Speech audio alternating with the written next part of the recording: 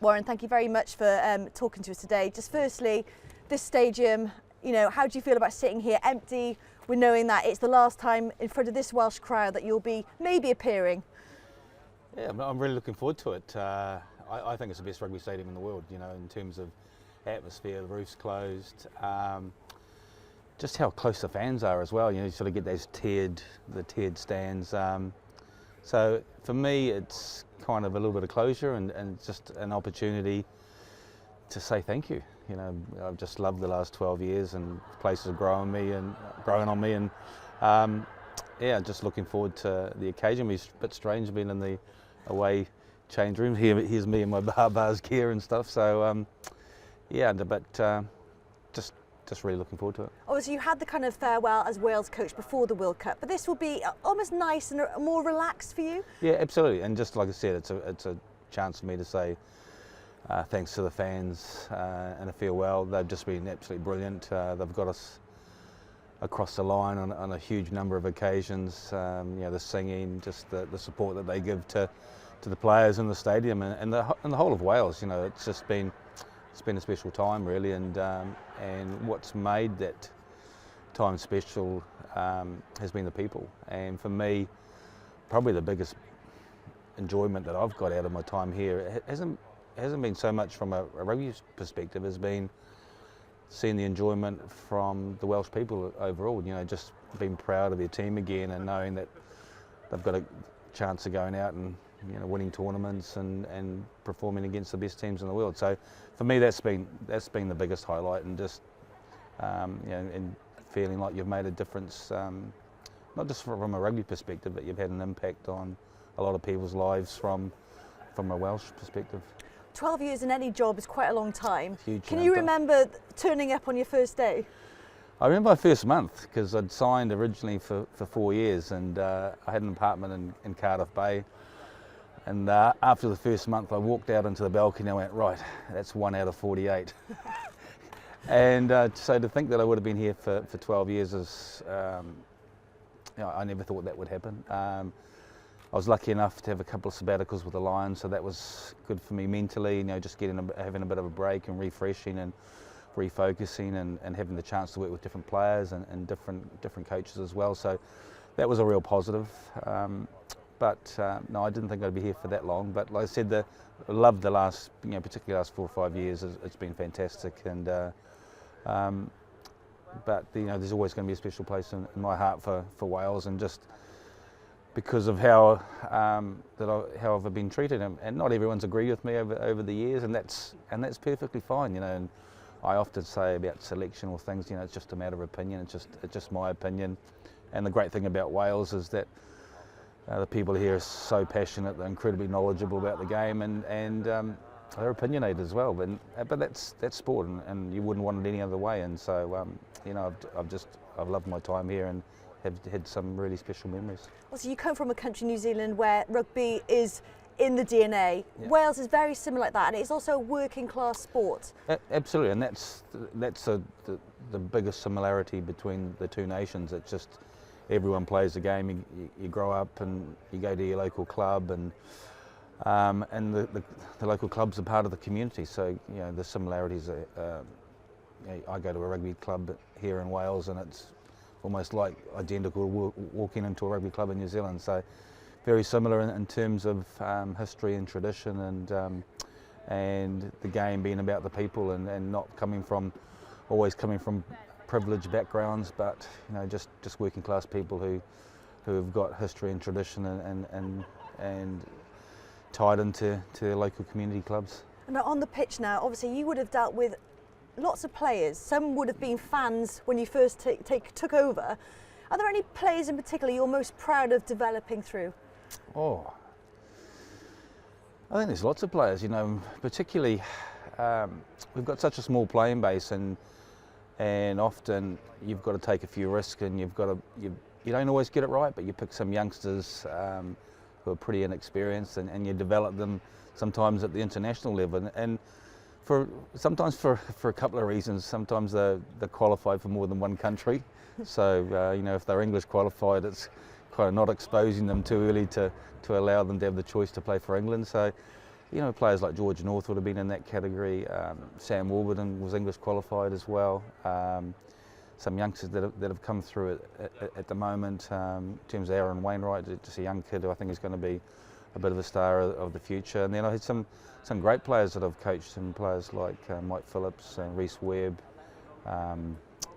Jonathan Davies. You know, just see him as a youngster come through and what he's achieved in the game. Players like Lee Halfpenny as well. So, look, there's been some outstanding individuals that I've been lucky enough to coach. But more importantly than that, they've been good men and good people, and that's made the job easier. And when you've got good men to coach, men that are that relate well to the public, that are just willing to sign autographs and have photographs and a polite and yes and thank you and that makes your job so much easier. And so I've been really privileged to have that opportunity to coach not just good players, but definitely good men.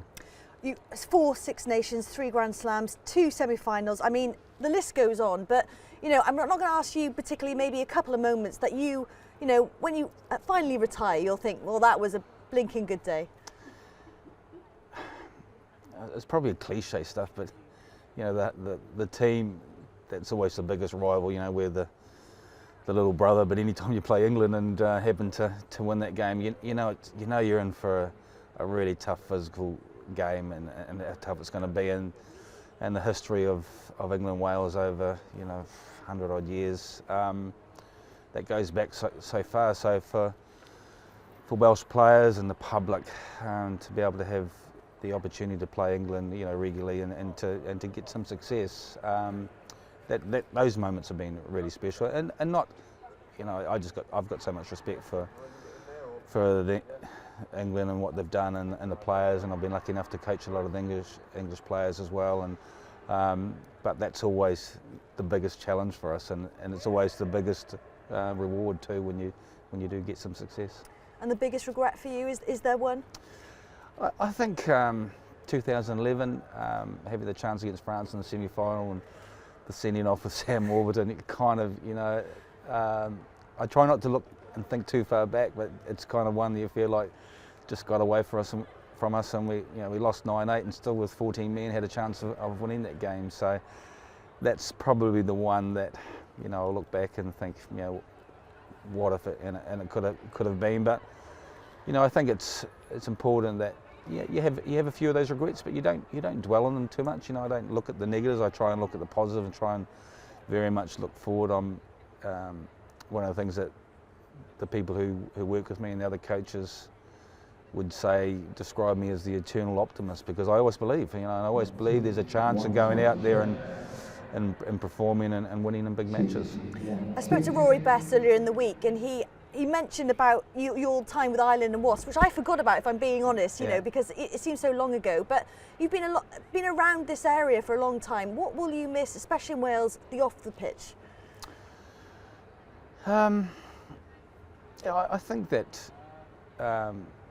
what I'll miss from a rugby perspective is that from a Six Nations, is the greatest thing about the Six Nations is I think it's the best rugby tournament in the world, and not because of the rugby, but because of you come to the stadiums like this, and it's 30 or 40% of the crowd are the away fans, and that's what makes that tournament unique, and it makes it special. And the Southern Hemisphere don't get to, they don't have the same opportunity, because All Blacks play at home, and basically the crowd's 95% All Black supporters, and then once every 12 years they get a chance, the Lions tour, and so they get a little bit of an opportunity once every 12 years to kind of experience what we get a chance to see every year. So those are the things I'm going to miss.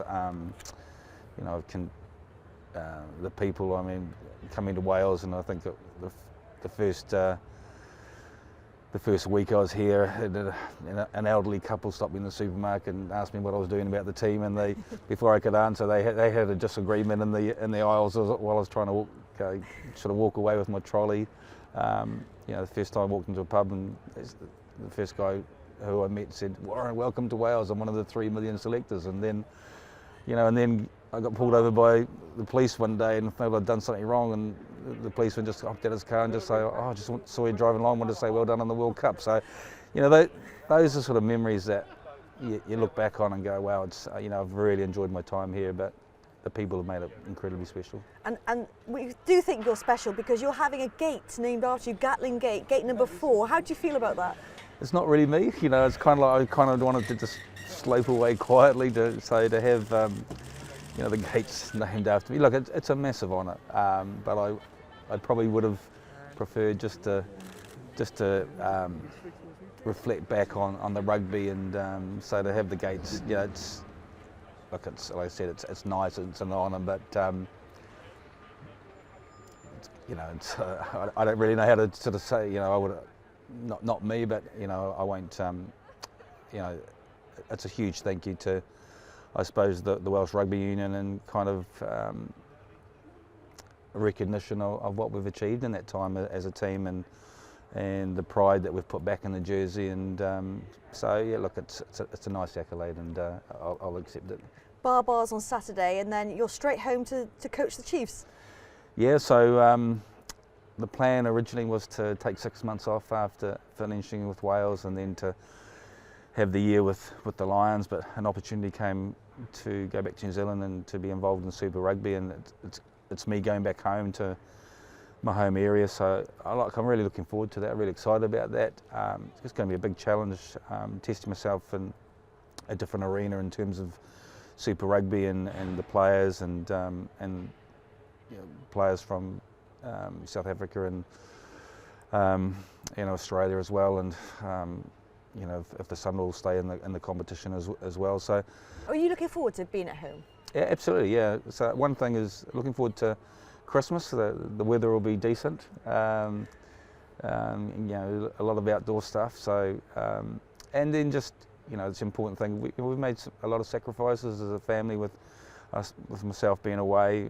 We've been lucky enough. We've had real quality time when we have been together, but you know, it's been a lot of time away. So, you know, getting back with family and friends is kind of going to be something that I'm going to look forward to for, you know, particularly the next 3 or 4 years. Then you have the Lions. Are you looking forward to being the coach without being attached to a home country? Yeah, I think it takes a little bit. I'm not one. You know, people always say, you know, there's a favouritism in selection. That there's never any favouritism with me. It's about, you know, I've got a role and a responsibility to pick with the other coaches who we think are the best players, and I will always do that. There's never any favouritism. So, but I think just taking away from not being attached to Wales, it kind of makes me perceived as being a little bit more neutral, and I think that's a positive thing for the Lions. And then the excitement about that in terms of you playing in South Africa against the world champions, and that's going to be a massive challenge for us. I know that the interest is already massive from a fan's perspective, and people are already planning to go to South Africa. The time zones, you know, very similar. It's a little bit easier to get to. So I just think it will be an incredible tour. Lions is unique. It's something that we need to protect in the game, not just from a Lions perspective, not from a Northern Hemisphere, but it's really important to the Southern Hemisphere nations as well. And it's important that we go and give the best account of ourselves, and for everyone, and the benefit of the game, that the Lions are competitive and the Lions are successful too. Well, before you leave, you have one more match in Cardiff, but you have created a chapter in Welsh rugby history where fans now believe we can win every match. Do you have one last message for all those people?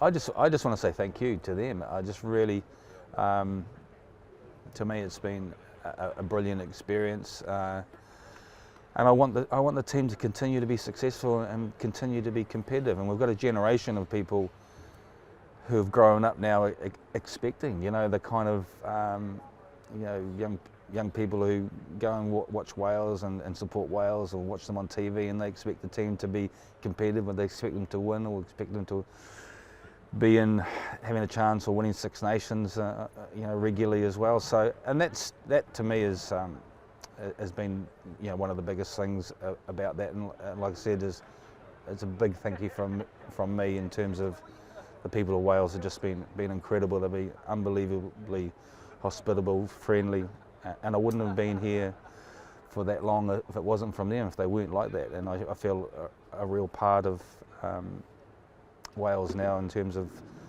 the experiences that I've had. But the message is, you know, I want this Welsh team to continue being the best that they possibly can be, and hopefully they continue to be successful in the future. Well, thank you very much. Diolch yn fawr, Warren, and good luck. Diolch yn fawr. Thank you.